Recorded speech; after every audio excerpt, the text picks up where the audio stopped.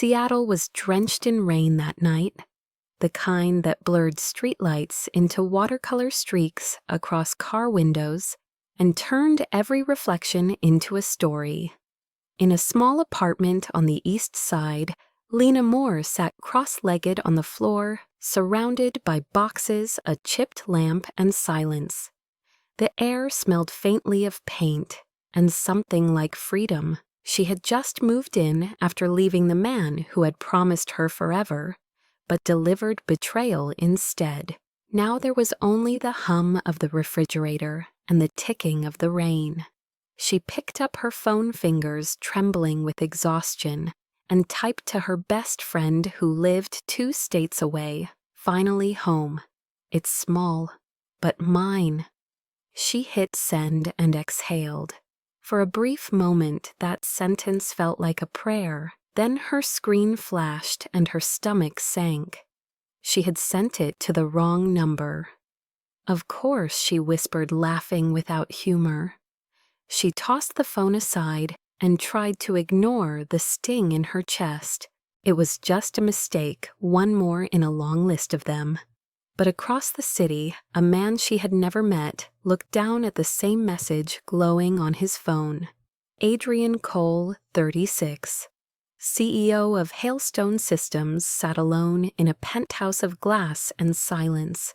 The view stretched across downtown Seattle rain, sliding down the windows like time refusing to stop. He had been reading contracts, numbers, forecasts, his nightly routine of precision. But when that message appeared, the world seemed to tilt. "Finally home. It's small, but mine." He read it twice. The words were nothing special, yet they caught him in a place he didn't know still existed. He leaned back in his chair, letting the sentence echo in his mind. Home. It had been years since that word had meant anything. His father's death, his mother's fading memory. The endless climb of building an empire, each had carved away pieces of what made him human. The city lights reflected off the glass, 1,000 windows, 1,000 lives, none of which felt like his. He turned the phone over in his hand. Who was this woman who texted a stranger about something so small yet so brave? Someone careless or someone lonely?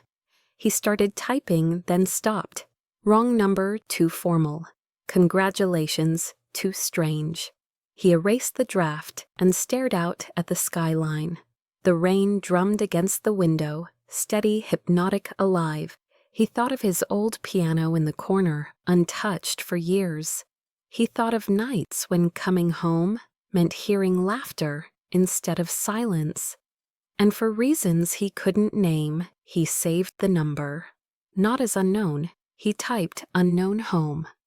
He set the phone on the table, but something inside him refused to quiet down. On the other side of the city, Lena made instant coffee, its warmth cutting through the damp chill of her apartment. She stood by the window, watching headlights blur into golden lines across the wet streets. For the first time in months, the world outside didn't feel threatening. It felt open, wide, and uncertain in a way that made her heart ache with possibility. She didn't know someone was thinking about her message. She didn't know that far above the rain clouds, in a tower of glass, a man had stopped everything he was doing because of her words. Adrian turned on a small record player and let soft jazz fill the air.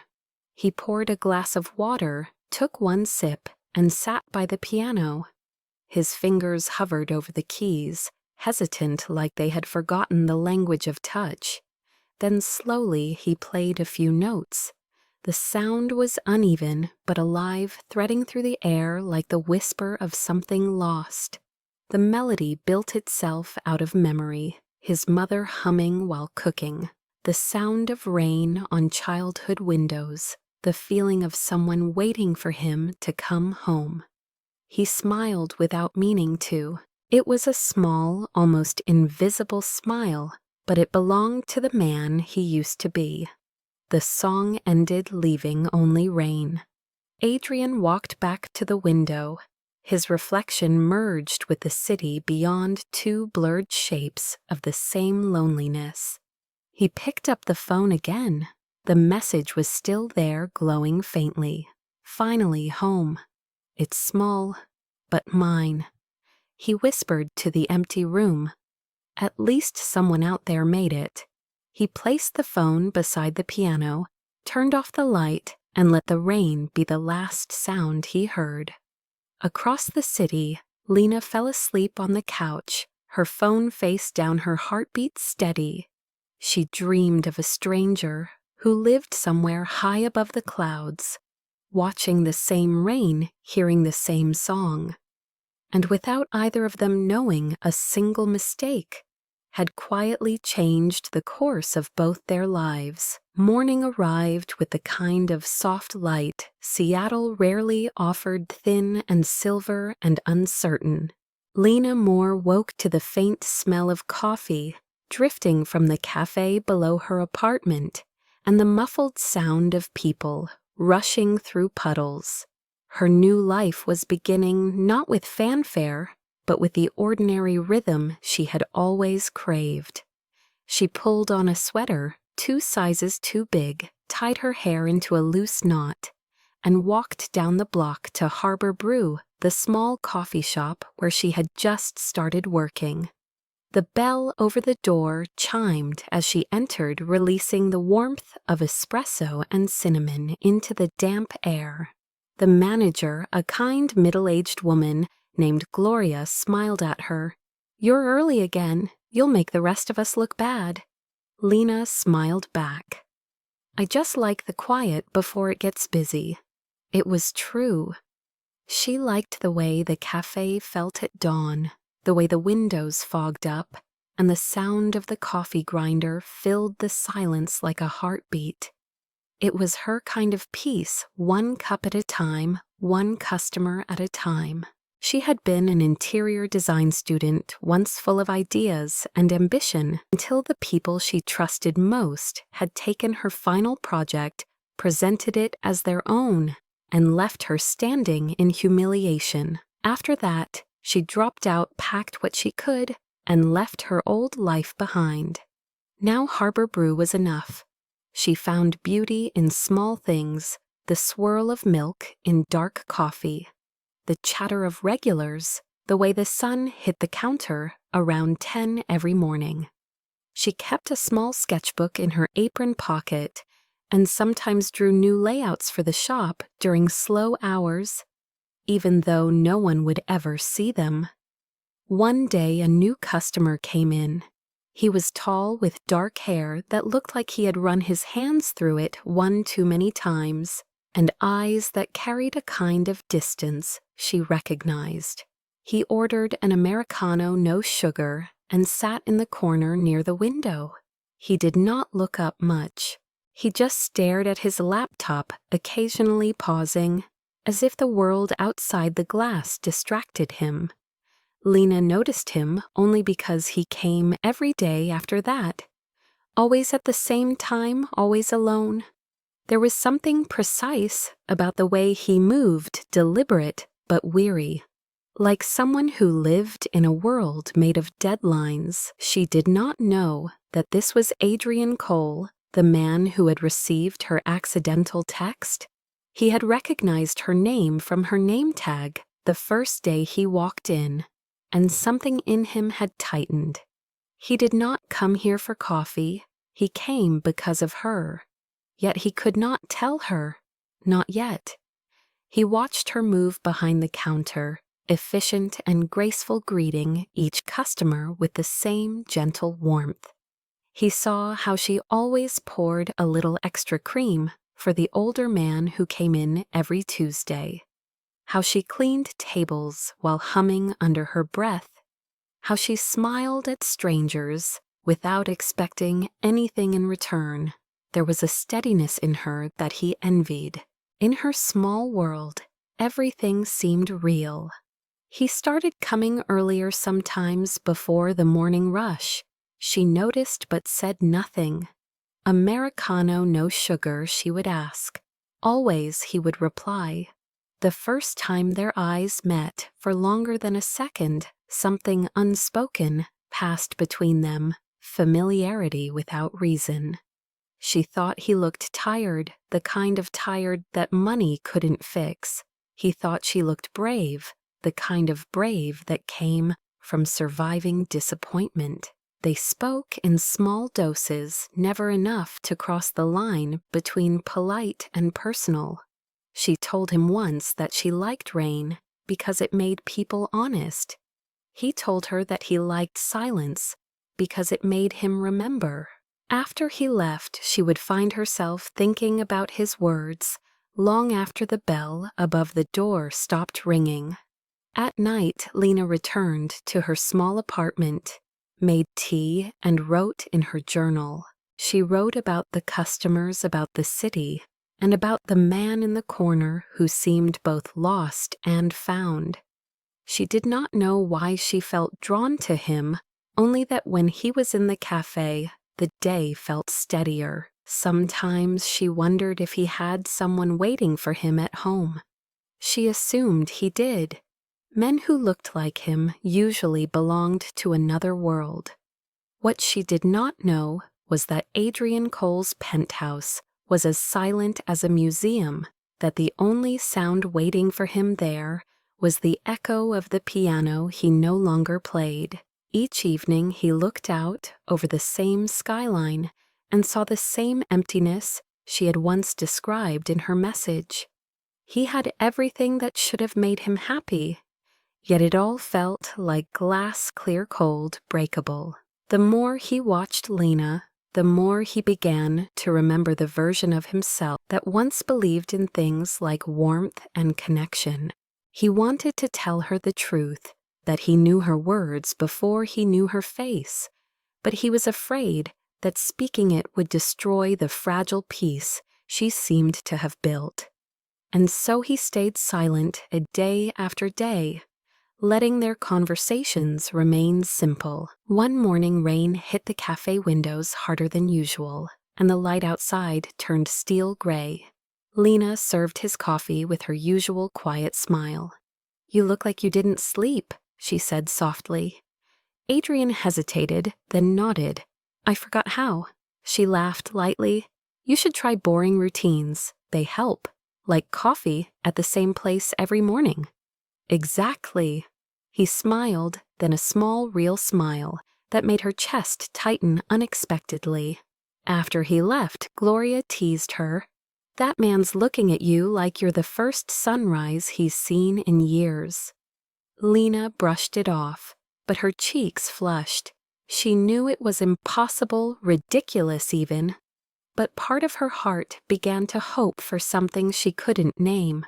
That night, as she locked up the cafe, she saw him across the street, standing under an umbrella, waiting for the rain to ease. Their eyes met through the window, and he lifted a hand in quiet acknowledgement before walking away. She stood there for a long moment after he disappeared, feeling the echo of something that wasn't supposed to begin, yet already had. In the stillness of her small world, she didn't know she had already become the reason a billionaire kept coming back to feel human again. The next morning began, like any other gray and damp, the smell of sea salt drifting from the harbor, and the early hum of traffic bleeding through the mist. Lena was used to the quiet. It was a kind of armor she had learned to wear. The silence between her and the world that kept her safe. She poured her first cup of coffee, stared at the steam curling upward, and tried not to think about the man in the corner who had started to take up more space in her thoughts than she wanted to admit. Adrian Cole. She didn't know his name yet, but she remembered the steady calm of his voice, the way he listened as if words actually mattered. When she opened her front door that morning, the sight waiting for her made her freeze. There on the doorstep sat a bouquet of white tulips, wrapped in brown paper, still glistening with drops of rain. The air smelled faintly of earth and something impossibly tender. Tucked among the stems was a folded piece of paper hand, written in slanted ink, "You deserve something beautiful again." That was it. No name, no address, no phone number. For a long moment she stood there unsure whether to smile or to cry. Who would send something like that to her? She had no family in the city, no friends nearby. Maybe it was a mistake. Maybe someone left it at the wrong door.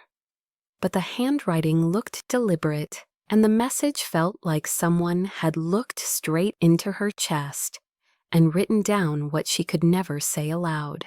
She carried the flowers inside and set them in a chipped glass jar. The white petals glowed softly against the dull light from the window, and for the first time since moving in, the apartment felt alive. That same morning across town, Adrian sat at his office desk pretending to read quarterly reports, while his mind was still at the flower shop he had visited the day before. He had chosen the tulips because the florist told him they meant forgiveness and new beginnings. He didn't know why he cared about meanings. He just knew they felt right. The note had taken him an hour to write, not because the words were complicated, but because they weren't. He had rewritten it 3 times, each time simpler than the last, until it sounded like something true. He didn't want to sign it. He didn't want credit. It wasn't about that. It was about the feeling he couldn't explain, the sense that sending them to her was less of a gesture and more of a quiet confession that he still believed in kindness. His assistant knocked asking about a meeting. He nodded absently, gave instructions he barely heard himself say, and when the door closed again, he exhaled. It had been years since he'd done anything that wasn't about business. The anonymity of it felt like oxygen. That night, Lena couldn't stop staring at the tulips. She sat at the small table by her window, the city lights smudged in the rain, and wondered who had thought she deserved something beautiful. She took out her phone and scrolled to the only number she didn't recognize, the one saved as unknown home. It was the number she had texted by mistake weeks ago. Her heart beat faster, for reasons she didn't understand. It was impossible, she told herself. Still, she typed, "I don't know who you are, but thank you." She pressed send. The message left her phone with a soft whoosh, and she laughed nervously at herself. "He won't even see it," she murmured. On the other side of the city, Adrian was sitting in his living room, the lights dimmed, the piano silent. His phone buzzed once. He picked it up, read the message, and for a moment his breath caught. He didn't answer. He wanted to, but the idea of breaking the fragile peace of the moment felt wrong. Instead, he simply placed the phone face down and looked toward the window. Outside, the rain had returned, a steady rhythm tapping like fingers against the glass. He imagined her on the other side of the city, doing the same thing, watching the rain, holding a cup of coffee, wondering about life's strange timing.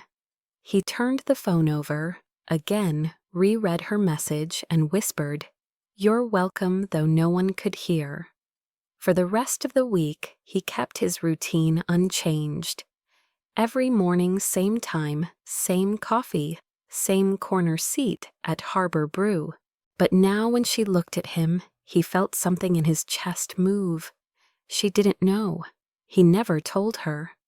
But sometimes when she smiled, he felt like the whole city exhaled. Lena tried to convince herself the flowers were just a coincidence, maybe from a neighbor or a kind stranger. Still, every time she opened her door, her eyes searched for another note. None came. Life went on. Then one evening after closing, she stayed behind to clean. The world outside was dark and slick with rain. She turned off the lights, grabbed her coat, and was about to lock the door when she saw him standing across the street. He was leaning under an umbrella, waiting for the crosswalk light to change his profile, half hidden in the glow of the traffic signal. Something about the way he stood tall, composed but lonely, made her heart twist. He saw her through the glass, lifted his hand in a small, almost shy wave, then crossed the street and disappeared into the fog. She stood there for a long moment, feeling her heartbeat echo in her ears.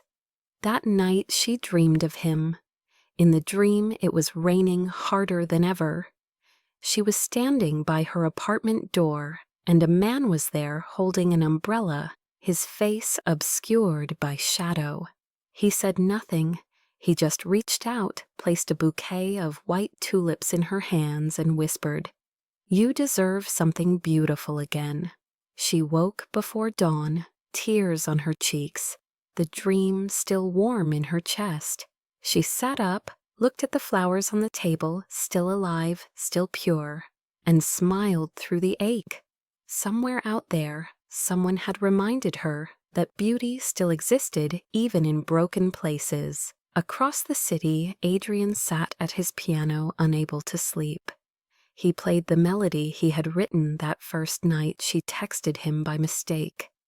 It had become something of a ritual, now his quiet way of remembering what mattered. As the music rose and fell, he imagined the light in her small apartment, the tulips by her window, the soft curve of her handwriting if she ever wrote something back. For reasons he couldn't explain, it all made him feel less like a man who owned the world and more like a man who was finally ready to belong to it. When he stopped playing, he looked down at his phone one more time at her unsent message, glowing faintly in the dark. He didn't reply, not yet. Some things he thought were better left to time. The city slept under rain again, and in two corners of it, two strangers dreamed of the same quiet hope, of finding something beautiful again without knowing that it had already begun. The rain had softened by morning, leaving the streets slick with silver light. Harbor Brew opened at 6, and by 6:15, Lena was already behind the counter, tying her apron and humming under her breath. She liked the early shift. It gave her time to think, to breathe, to feel the world before it turned noisy. The coffee machines hissed the smell of roasted beans, wrapped around her like comfort, and for a few moments life felt simple. Then the door chimed. She looked up, expecting one of the regulars, but it was him, the man with the calm voice and tired eyes. He always came around 8, never this early. Today he looked different, less composed, as if something had unsettled the rhythm he carried with him. He nodded politely. "Morning, you're early," she said, smiling before she could stop herself. "Couldn't sleep," he replied, glancing at the rain streaks on the window. "Guess I needed coffee more than usual." "Americano, no sugar?" she asked. "Always," he said, and that small word made her chest tighten with warmth she didn't understand. She prepared his drink, sliding it toward him, but as she did, she noticed the faint tremor in his hand when he reached for it. He caught her gaze and smiled, soft, almost apologetic. "Long night," he said. She nodded. "They happen to everyone." He lingered longer than usual, sitting near the window, as the cafe slowly filled with people. When she had a free minute, she walked over to clear the next table. A middle-aged customer was arguing loudly over the wrong order, his tone sharp and unnecessary. "I said oat milk, not regular," the man snapped, slamming the cup down. "Are you people even listening?" Lena froze for a second. "I'm sorry, sir, I'll fix it right away." But before she could take the cup, A voice spoke from behind her, quiet but firm. She said she's sorry. The room stilled. The man turned ready to argue, but when he saw who had spoken, Adrian tall and calm in his dark coat, he hesitated.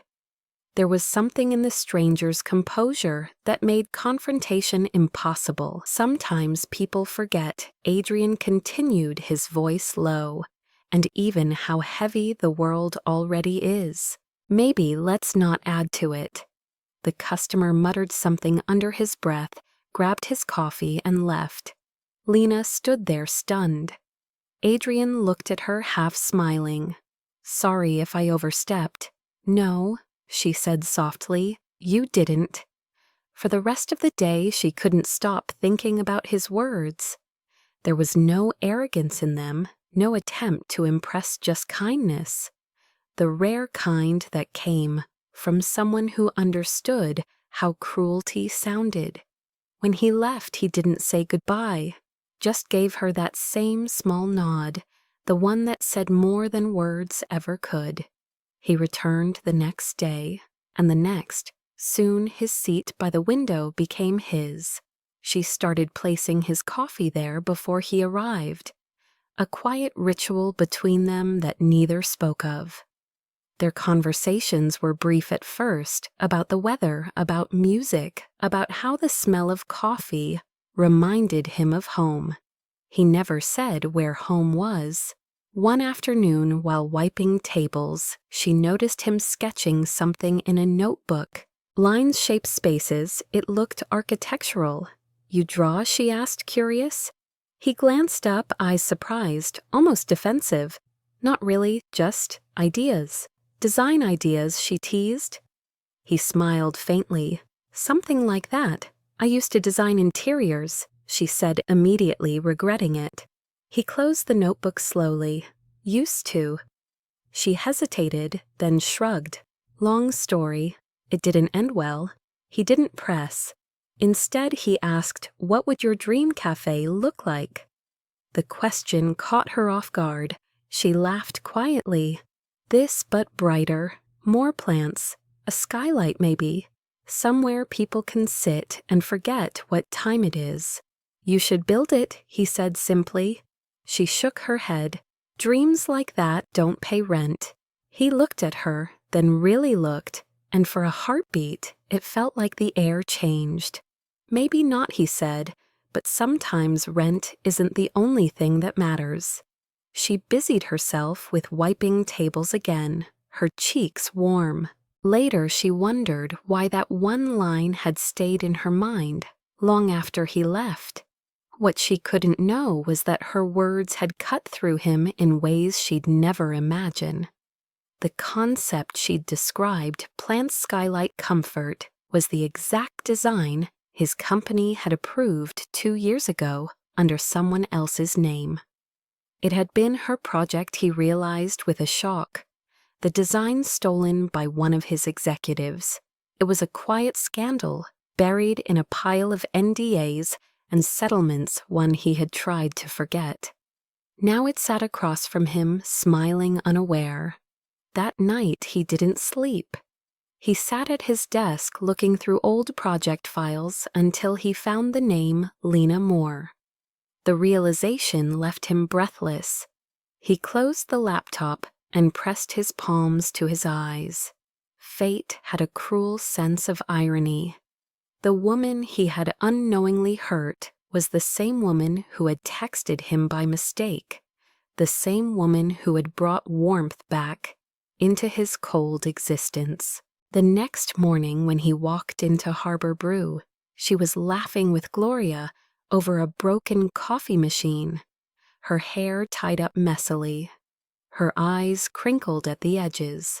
The sound of her laughter hit him like sunlight. He wanted to tell her everything, to apologize, to fix it, to give her back what was stolen, but he couldn't. Not yet. Not without understanding how to do it. Without breaking what little trust had formed between them. "Morning," she said when she noticed him. "Your usual yes." He replied, smiling, though it didn't reach his eyes. she noticed something off about him that day, something quieter.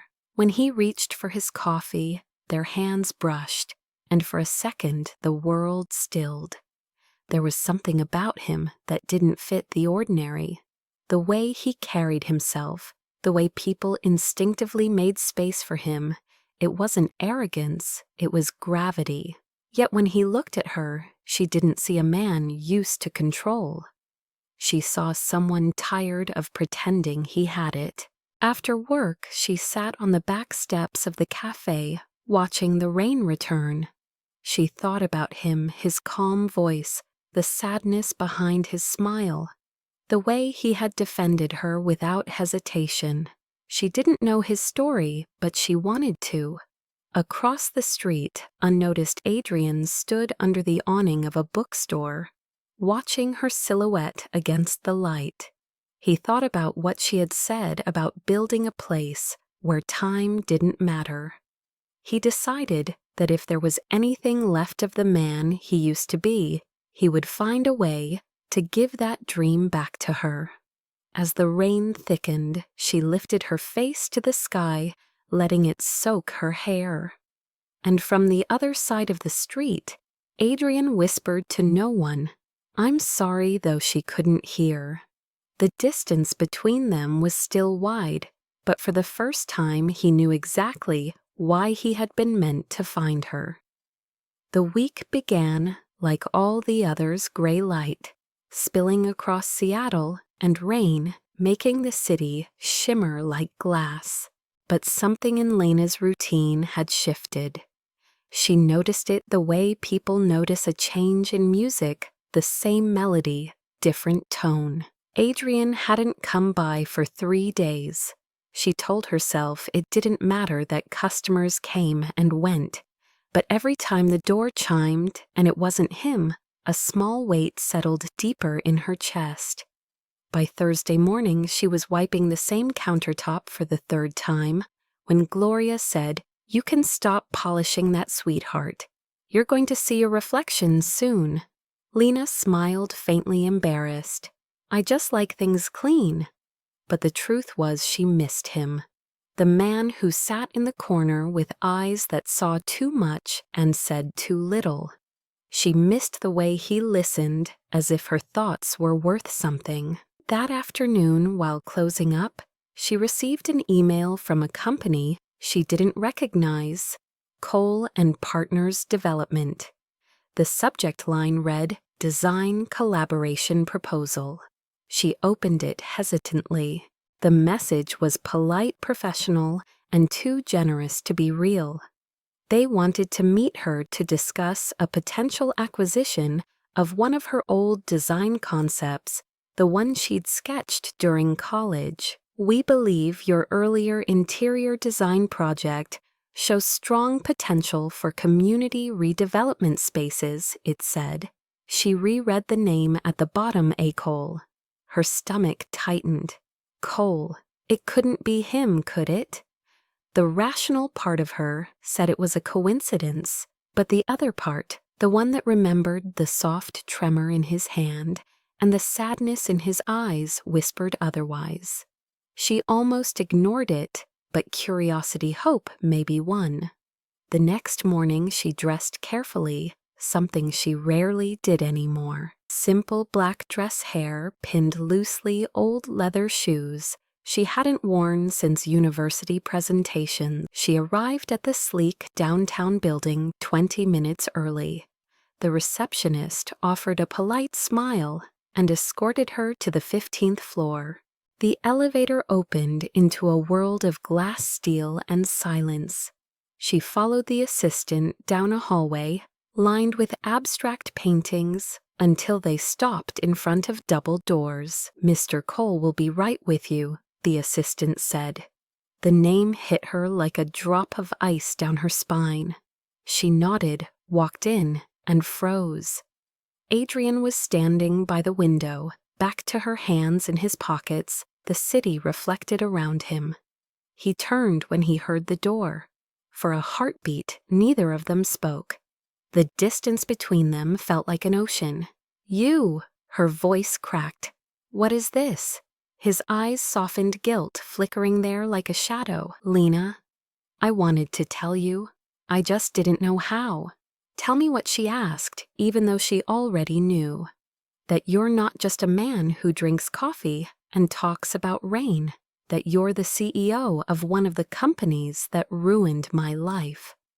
Her voice rose, trembling with disbelief. He stepped forward, but stopped when she flinched. It was never my intention to hurt you, he said quietly. I didn't know, not then. When I found out, when I realized you were the designer of that concept we'd already met.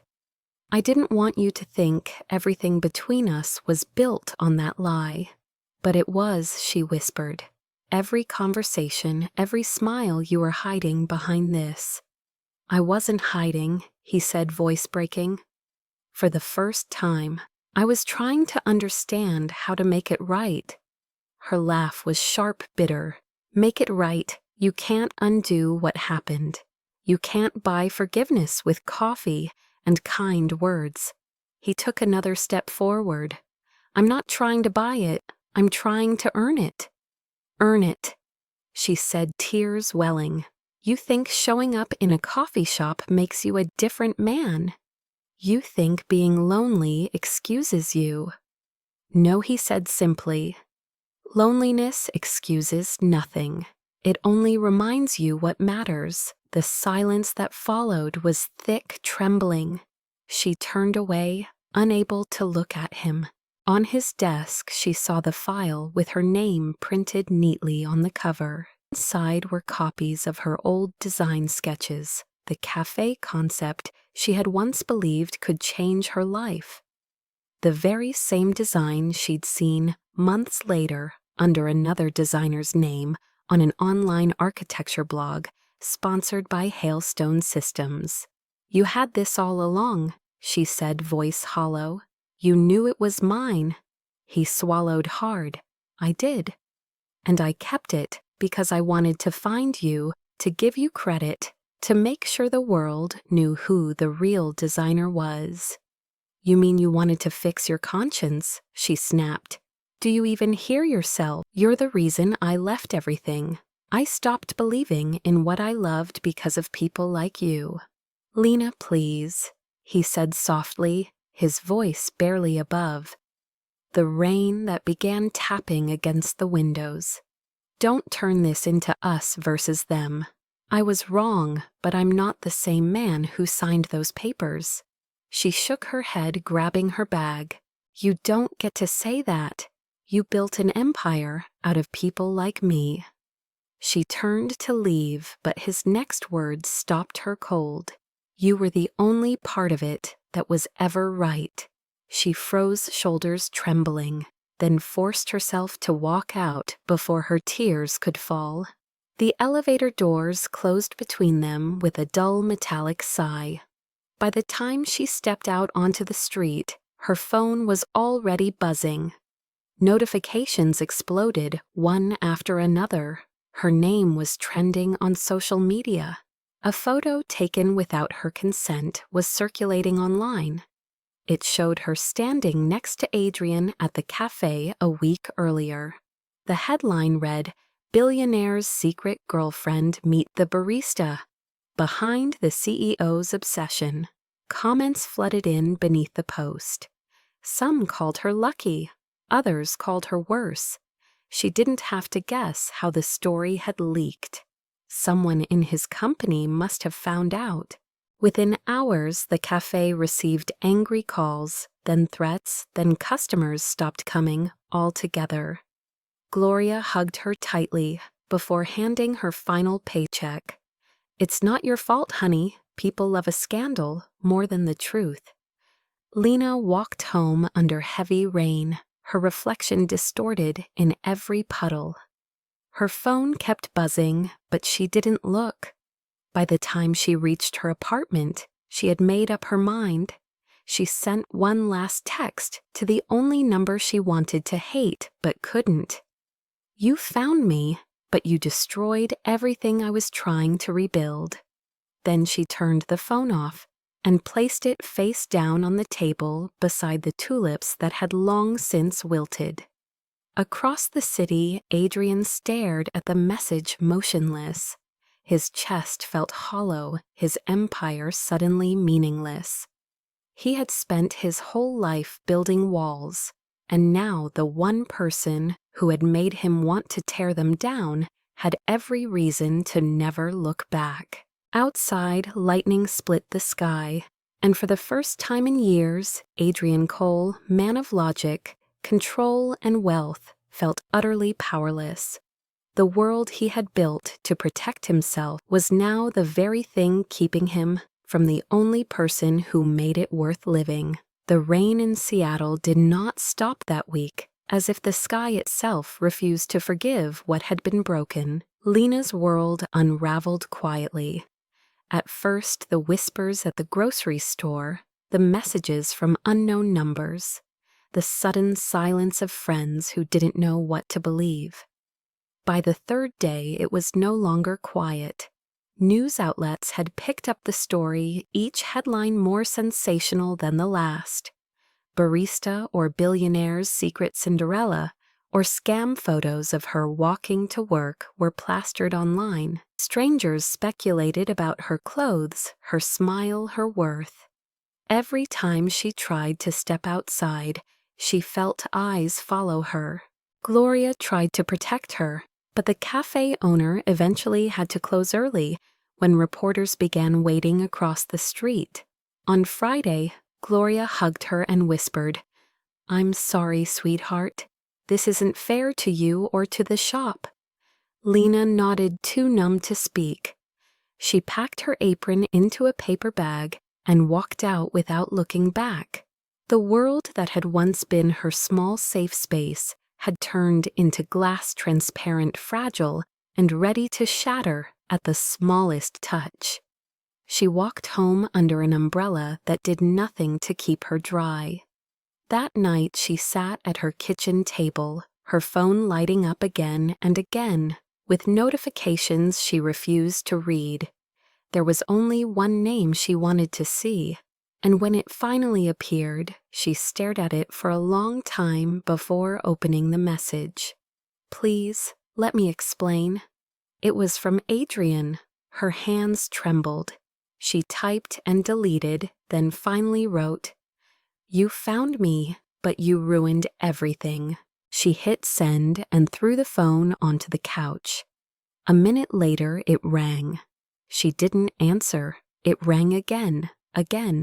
Then silence. Through the window, she could see the outline of his building across the bay, its glass exterior gleaming under the storm. Somewhere in that tower, she imagined him pacing, maybe regretting, maybe not. She didn't care. She didn't want to.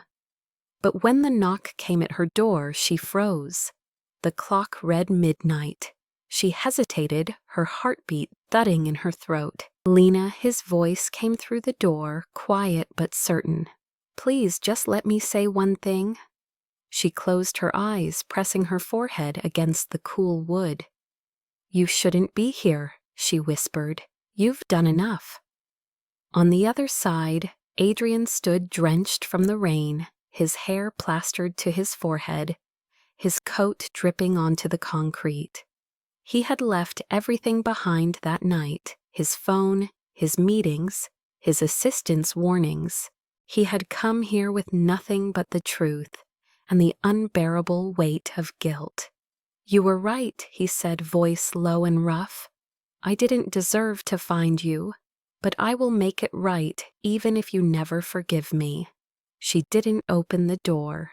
The silence stretched long enough for the sound of rain to fill it completely. When she finally spoke, her voice was steady but broken. "You can't fix people like projects, Adrian. Some things you don't get to rebuild." He closed his eyes. "I know."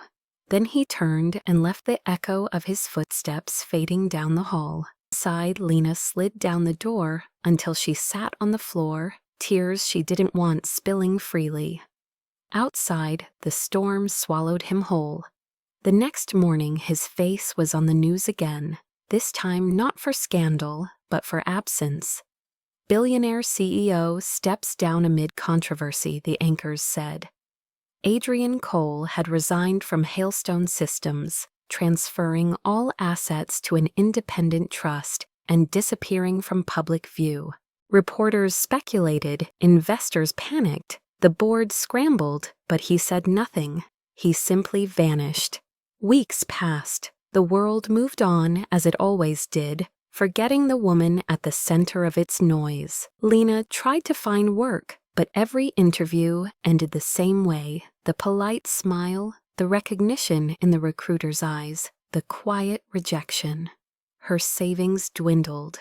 The tulips on her table had long wilted their petals, scattered like small ghosts across the surface. One night, as she sat by the window with a cup of tea gone cold, she opened her email to find something unexpected. The subject line read, "The Hailstone Foundation, Community Coffee Project." Her heart skipped. She read on. "We are currently seeking proposals for independent community cafes that promote social connection and creative design. Applicants are encouraged to submit concepts that bring warmth and inclusivity to urban neighborhoods." She stared at the words for a long time. It sounded too specific, too personal. The foundation's name carried his company's ghost, and yet she couldn't ignore the coincidence. The application deadline was in a week. Against her better judgment, she opened her sketchbook, the same one she had kept in her apron pocket, and began to draw. Her hands moved as if remembering an old song. She sketched the cafe she once dreamed of, the skylight, the plants, the curved chairs, the soft corners of a place where strangers could feel at home. Each line hurt, but it also healed. By dawn, the first design was done. She submitted it with shaking hands, expecting nothing. The next few days were quiet. She walked the city, found a small part-time job, helping a florist, and tried to convince herself that she was moving on. Then the email came. "Congratulations, Ms. Moore. Your project has been shortlisted. Please attend the presentation ceremony next week at the Harbor District Hall." She read it twice, heart-hammering. She didn't know whether to be afraid or hopeful. That night she couldn't sleep. She sat by her window, rain tapping softly against the glass, wondering if he had anything to do with this. Somewhere in the distance across the city that had once connected them, Adrian sat in a modest apartment overlooking the same gray skyline. He had sold nearly everything, choosing quiet over power. The foundation bore his company's name, but it was no longer his empire. It was his apology to a world he had helped turn cold. His assistant had begged him to speak to the press, to salvage his reputation, but he refused. "There's nothing left to explain," he said. "The truth doesn't need a statement. It needs action." Every night he read the submissions to the foundation's contest. When he came across Lena's design, his breath caught. Her lines were the same, gentle, open, full of life. She hadn't changed her dream. She had simply reclaimed it. He printed the design and traced his fingers along the edges of her sketches, remembering her words. "Somewhere people can sit and forget what time it is." He smiled softly to himself. "You finally built it." But he didn't reach out. He couldn't. Not until she chose to see him again, not because of what he could give her, but because of who she believed he had become. That night, as the rain softened into mist, both of them sat by their separate windows, unaware that the storm that had torn them apart was already leading them back to the same light. The city slept below, restless and alive, holding its breath for what would come next. The day of the presentation dawned clear, the kind of rare Seattle morning when the sky finally remembered what blue looked like. Lena woke before her alarm, her stomach twisted in a knot that felt too large for her small kitchen. The dress she had chosen hung on the back of a chair, simple cream fabric, paired with the same worn flats she had once worn to interviews. She told herself this was just another chance, another job. But deep down, she knew it was more. By the time she arrived at Harbor District Hall, the city was fully awake. Journalists, students, and designers filled the glass atrium, all there to celebrate the finalists of the Hailstone Foundation's community projects. The banner across the stage read, "Building Better Spaces for People Who Still Believe." She exhaled slowly, clutching the folder with her sketches. She didn't know what to expect. The room buzzed with chatter, the smell of coffee, and fresh flowers mingling in the air. She found a seat in the second row, her hands trembling as she opened the program. That was when she saw the name listed under keynote speaker Adrian Cole. The breath caught in her throat. It couldn't be. She had not seen his face since the night he appeared at her door drenched and broken. She had avoided every headline, deleted every news alert about him. And now here he was stepping onto the stage in a charcoal suit. No tie, his hair slightly longer, his eyes softer. The room hushed as he took the microphone. For a long moment he didn't speak. Then his voice filled the space, low, measured, raw. "A year ago," he began, "I thought success was something you built tall enough to touch the sky. I believed power and perfection could keep you safe. But I was wrong. What good is a tower if it casts a shadow on everything below it?" A few people in the audience murmured, recognizing him. The fallen CEO who had vanished after his scandal. He continued, unflinching. "I made mistakes. Ones that cost people their trust, their dreams, and in one case, almost their belief in kindness. I stepped down from the company I built because I realized something. You can't lead people you've forgotten how to see." His voice caught, but he steadied it. The Hailstone Foundation was born out of that failure. It exists not to erase what I did, but to repair what I broke. And today we honor people who remind us that creation isn't about profit. It's about giving others a place to feel at home. He paused, then scanning the crowd, and for one brief second their eyes met. Time slowed. Lena felt her pulse hammer in her throat. He saw her, really saw her, and there was something like relief in his gaze, mixed with the quiet ache of someone seeing the sun after months of darkness. "Our winning design," he said, "finally belongs to someone who taught me that beauty doesn't need recognition to exist. It just needs courage." The spotlight shifted. Her name was announced. The applause came like a wave she couldn't feel. She stood on shaking legs, walking toward the stage as if through water. When she reached him, the world blurred his face. The lights, the weight of everything unsaid, pressing between them. He held out a hand. She hesitated, then took it. His touch was warm, grounding. "Congratulations, Ms. Moore," he said, but his eyes spoke more than the formal words. "You built something real." She swallowed hard, her voice barely audible. "You shouldn't be the one saying that." Maybe he murmured, but I needed to.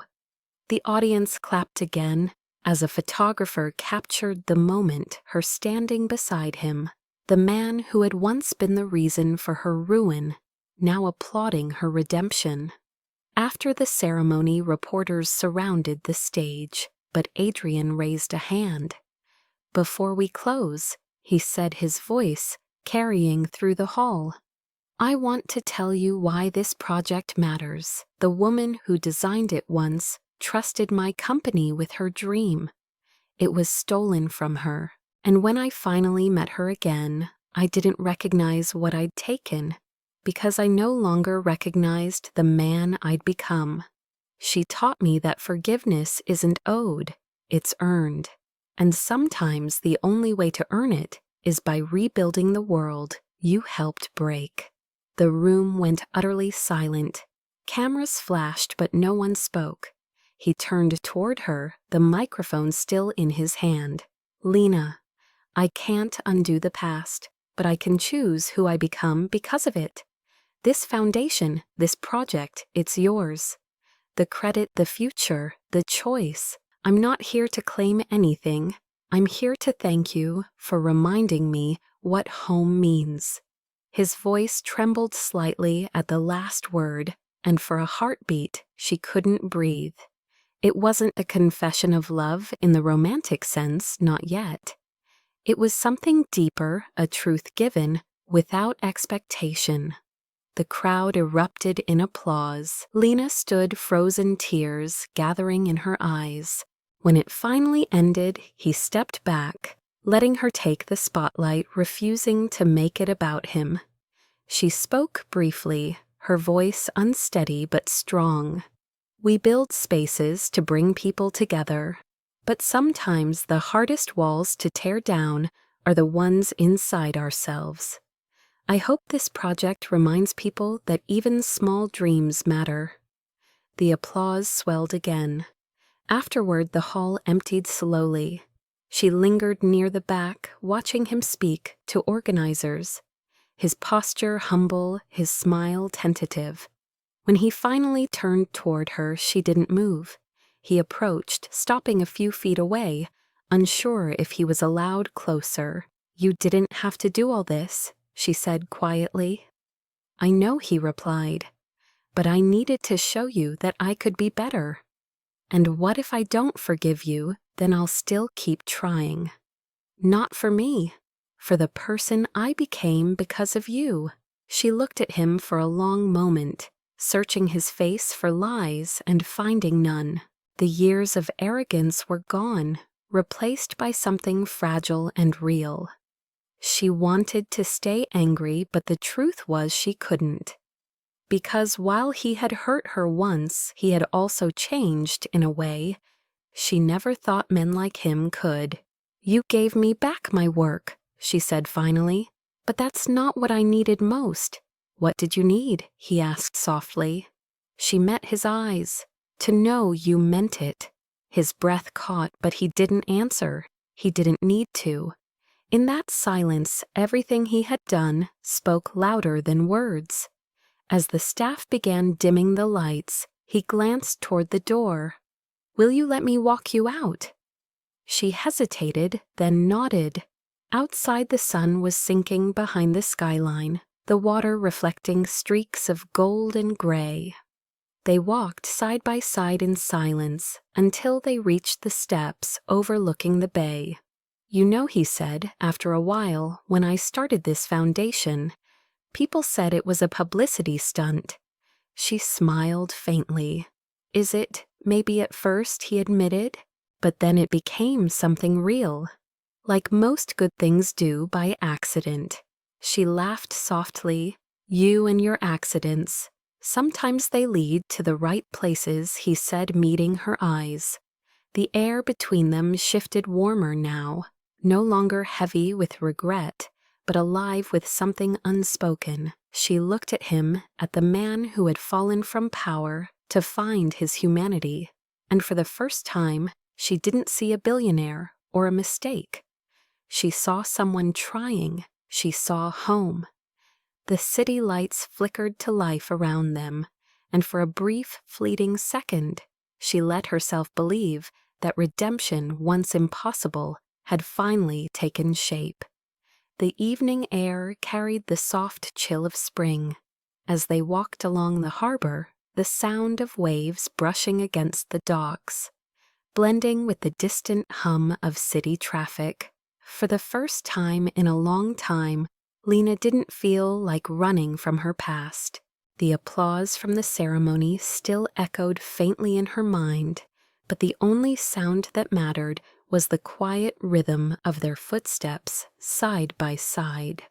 They reached the corner cafe where everything had started, its sign flickering faintly in the dusk.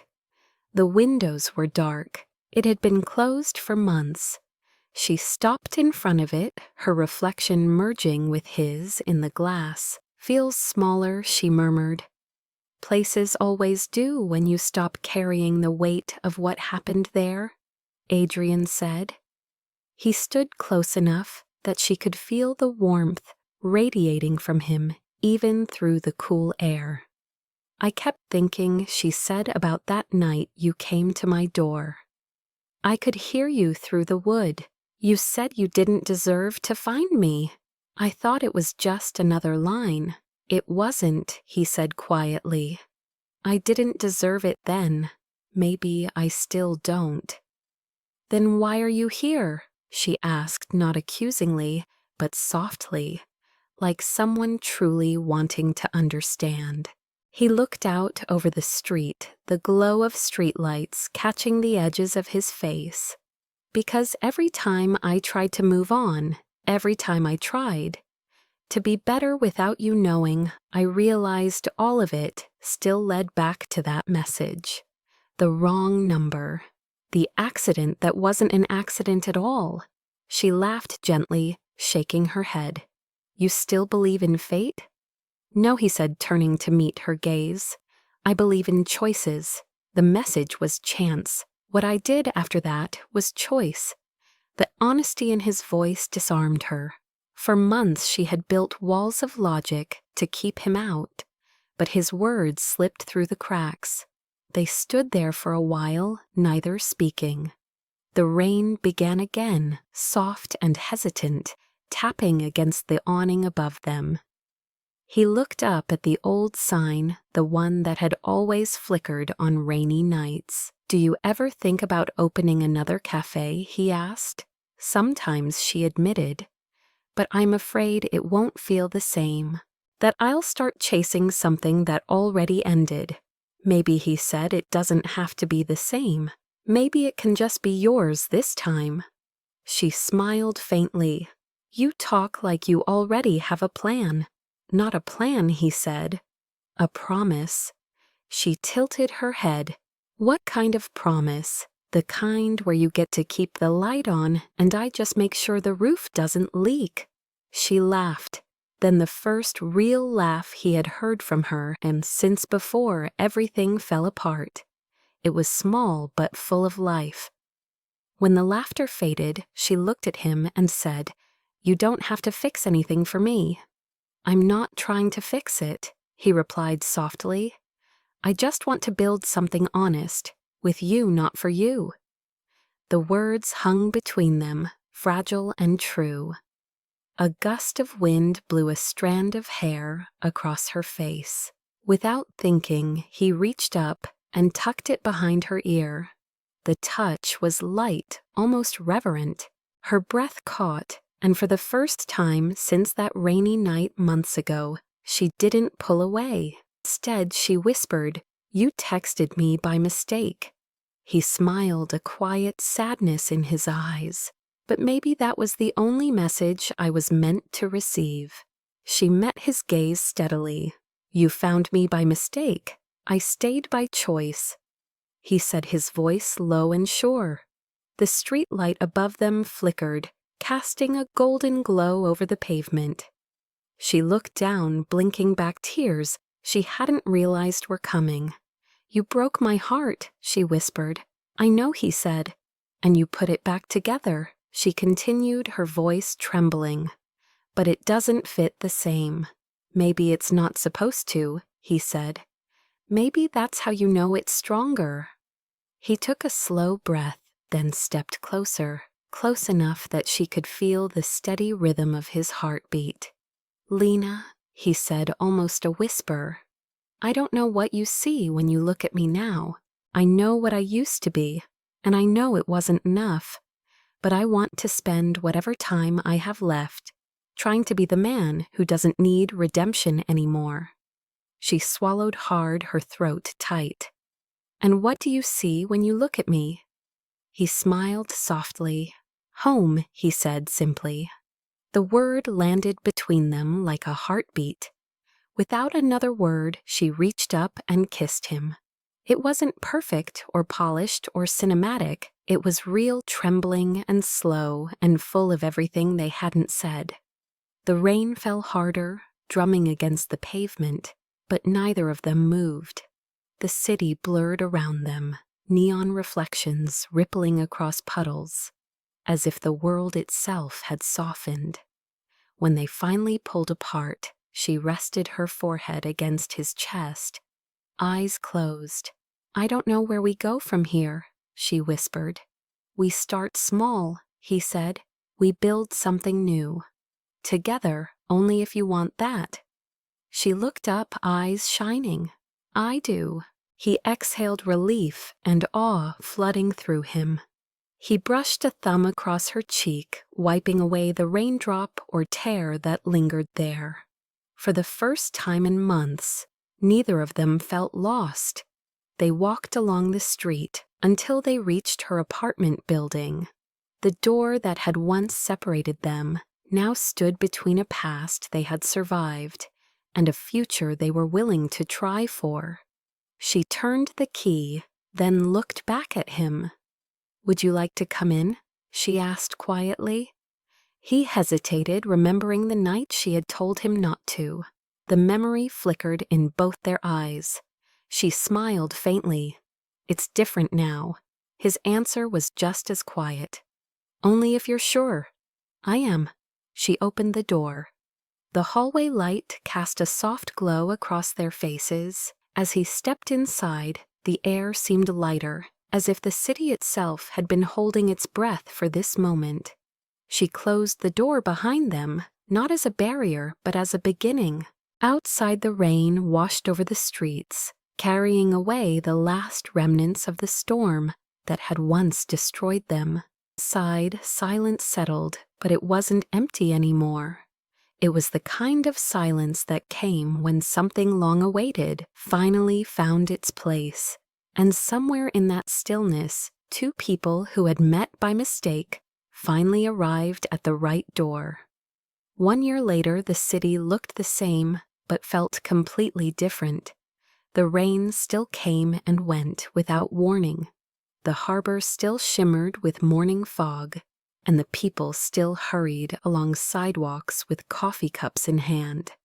But for Lena Moore, every sound, every scent, every shift in the light carried a quiet peace she had once thought she'd never feel again. The Right Place Cafe opened on the corner of Pine and Westlake 6 months ago.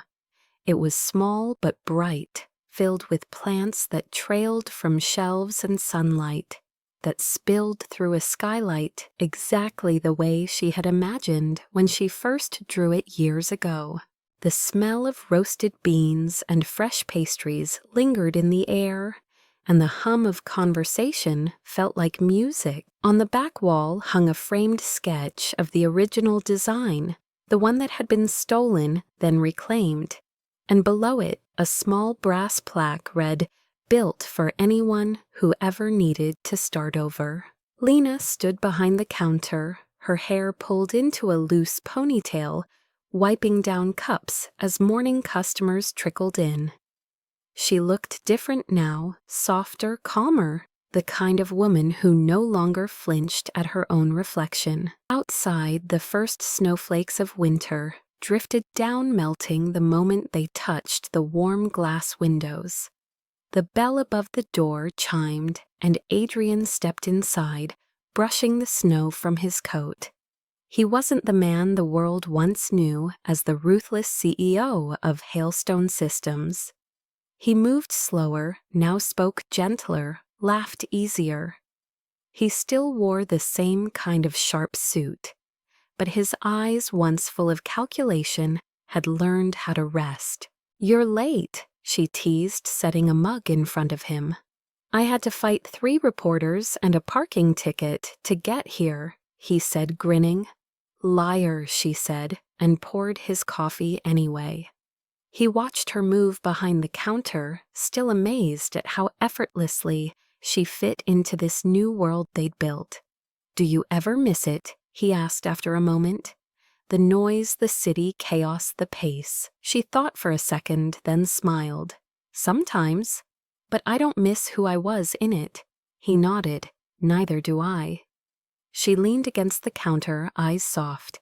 "You've changed more than anyone I've ever known." "You're the reason," he said simply. "No," she corrected gently. "You're the reason. You chose it." He smiled, taking a sip of his coffee. "Still the best in Seattle," he said. "Bias," she teased. "Truth," he replied. They fell into comfortable silence, the kind that no longer needed to fill space. Behind them, a group of college students laughed over open laptops. An elderly man read a newspaper by the window. Every detail of the cafe felt alive like a second chance, quietly breathing. On the counter near the register sat a small glass jar labeled Community Fund, Pay It Forward. Each week they used it to buy coffee for strangers who couldn't afford it. Sometimes Adrian added more than anyone knew, but he never mentioned it. He said it wasn't charity, it was gratitude. In the afternoons when the cafe slowed down, Lena taught design workshops for young artists. She had started them as a way to give others the support she never had. Her students adored her, calling her Miss Moore. Even though she insisted they drop the title, she always laughed when they said they wanted to design a place as warm as hers. By evening, as the light faded, she and Adrian would close together, sweeping the floors, counting the register, sharing quiet conversation. It wasn't glamorous, but it was theirs. That night, as the last customer left, and the city lights flickered to life outside, Lena locked the front door and leaned against the counter, watching him refill the sugar jars. "Do you ever think about how strange it all was?" she asked. "How it started?" "Every day," he said. "A wrong number changed everything." "It sounds ridiculous when you say it like that," she said, smiling. "It sounds like fate when you say it," he replied. She rolled her eyes playfully. "Don't start," what he said, laughing. "You love it when I get sentimental." "I tolerate it," she teased. He stepped closer, his hands resting lightly on her waist. "Well, tolerate this," he said, and kissed her slow and certain. The moment stretched quiet and full of meaning. When they parted, she whispered against his lips, "You know, for a man who used to own skyscrapers, you seem awfully happy, owning one tiny coffee shop." He smiled. "That's because I finally learned the difference between building walls and building homes." She rested her head against his chest, eyes closing as the sound of his heartbeat mingled with the low hum of the city outside. "We did okay, didn't we?" she murmured. "Better than okay," he said. Outside, the snow fell harder, blanketing the streets in white. The cafe's sign glowed softly through the glass. The Right Place Cafe. Across town, a young woman hurried through the snow, clutching her phone, her breath clouding in the cold. She looked lost her coat, too thin for the weather. She stopped under a street light, hesitated, then began typing. "I just moved to the city. I don't know anyone. I'm scared." She hit send and sighed, unaware that the message had gone to the wrong number. Back at the cafe, Lena's phone buzzed on the counter. She glanced at it, smiled softly, and showed Adrian the text. "Seems familiar, doesn't it?" she said. He looked at her, the same warmth in his eyes as that first night. "Maybe it's their turn," he said. She typed back one sentence. "Don't worry. Sometimes the wrong message leads to the right people."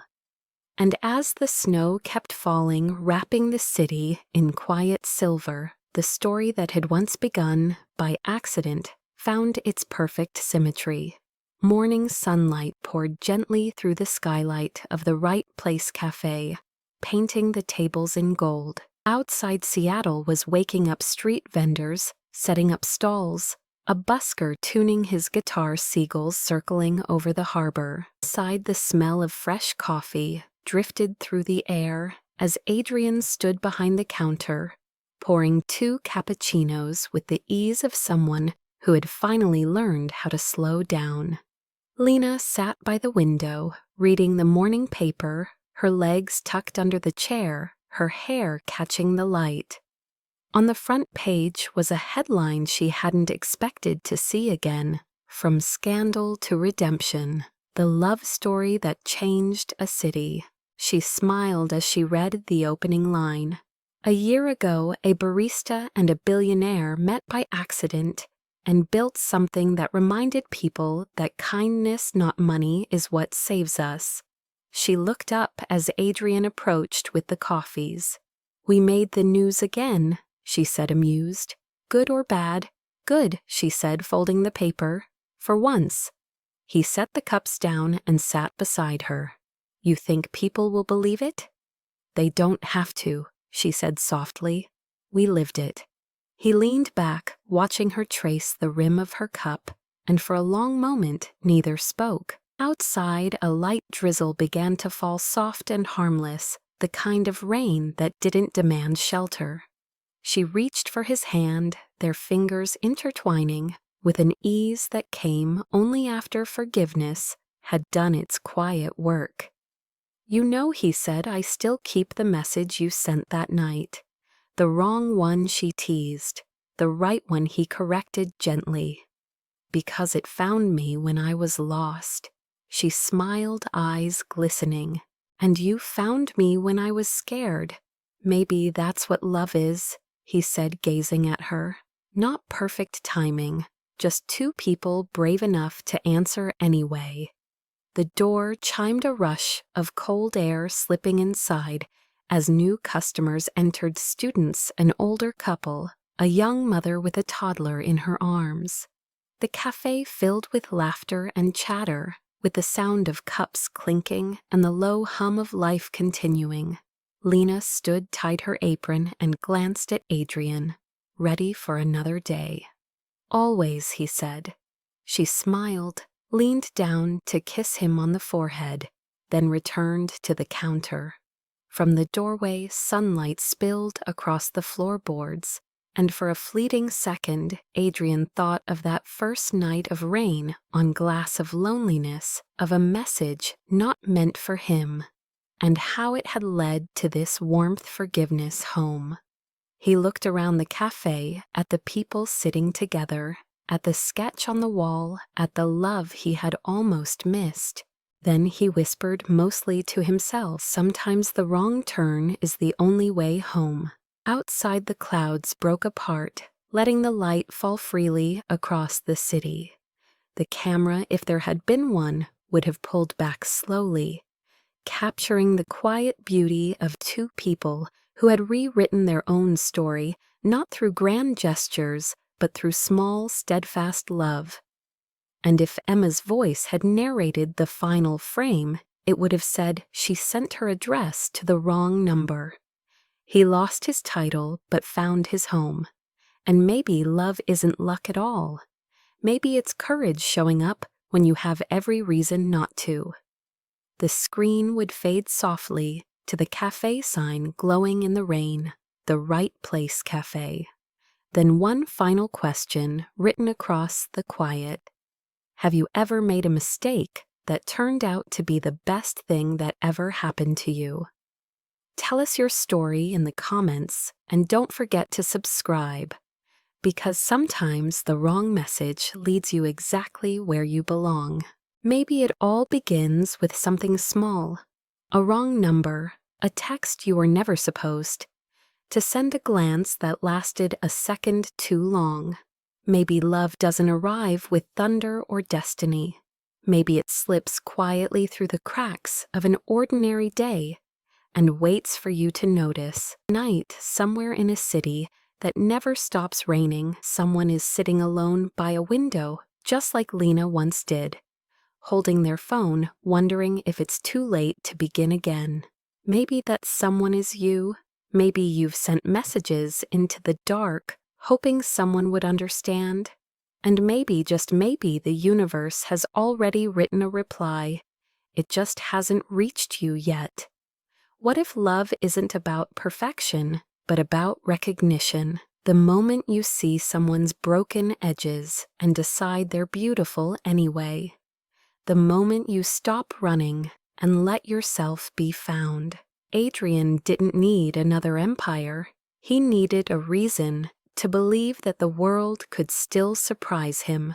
Lena didn't need saving. She needed to be seen.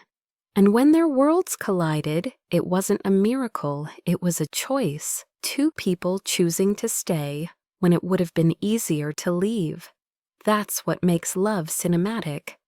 Not the grand gestures or the happy endings, but the quiet courage to reach for someone when your hands are still shaking. Maybe you've built walls so high no one could climb them.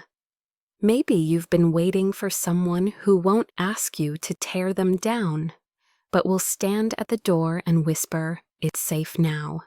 Because that's what love really does. It doesn't demand. It waits. It listens. It finds the small light in you and says, "I see it." If you close your eyes right now, you can almost hear the rain outside. The Right Place Cafe, smell the coffee. Feel the air humming with stories like yours. People who thought they were finished discovering love, only to realize it was never lost, just waiting in a different shape. And maybe this is the reminder you needed tonight. You are not too late. You are not too broken.